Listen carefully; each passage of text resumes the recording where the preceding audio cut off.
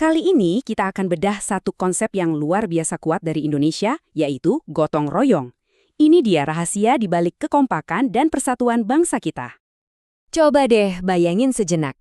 Mungkin pas lagi mau ngadain acara gede-gedean di lingkungan rumah atau pas kerja bakti, rasanya berat banget kan kalau dikerjain sendiri? Nah, kalau kamu pernah ngerasain itu, berarti kamu udah paham betul inti dari kenapa kita butuh gotong royong. Oke, ini dia peta perjalanan kita.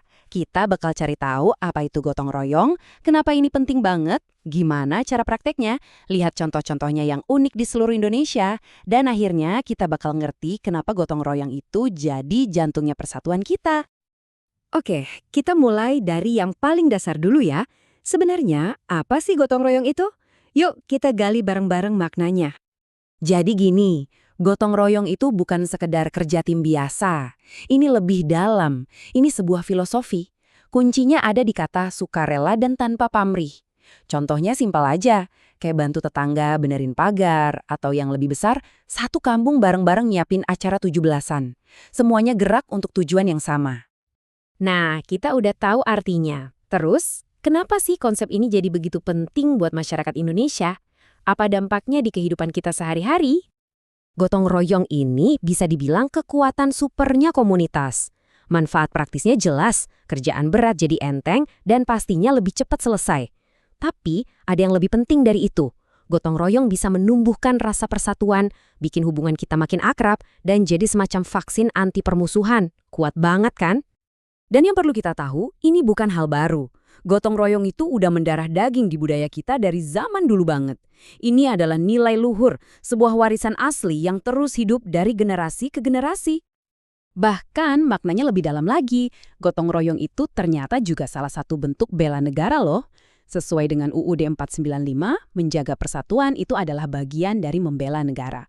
Jadi, setiap kali kita bergotong royong, kita sebenarnya sedang ikut memperkuat ketahanan bangsa kita dari dalam.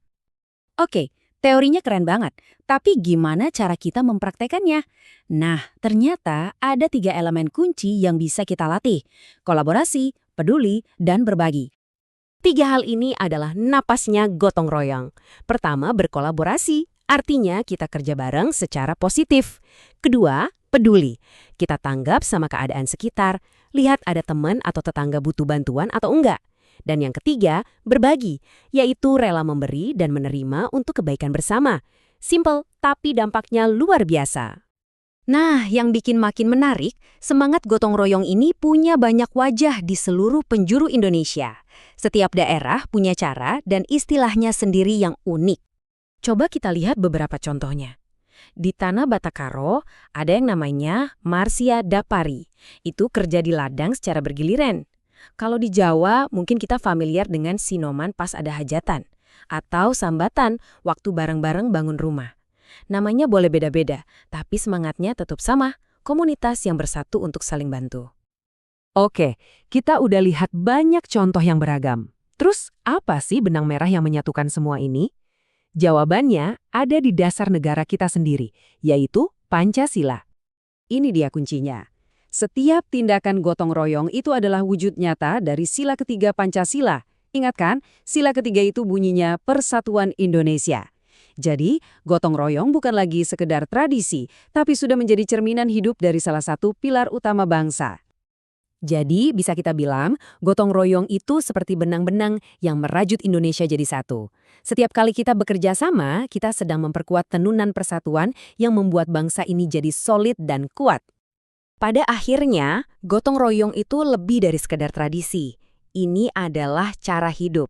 Sebuah pengingat bahwa kita semua ini satu, dan kita akan jauh lebih kuat kalau kita bergerak bersama. Jadi, pertanyaannya untuk kita renungkan sekarang adalah, di lingkungan kita masing-masing, kira-kira di mana ya semangat gotong royong ini bisa kita mulai untuk membuat perubahan?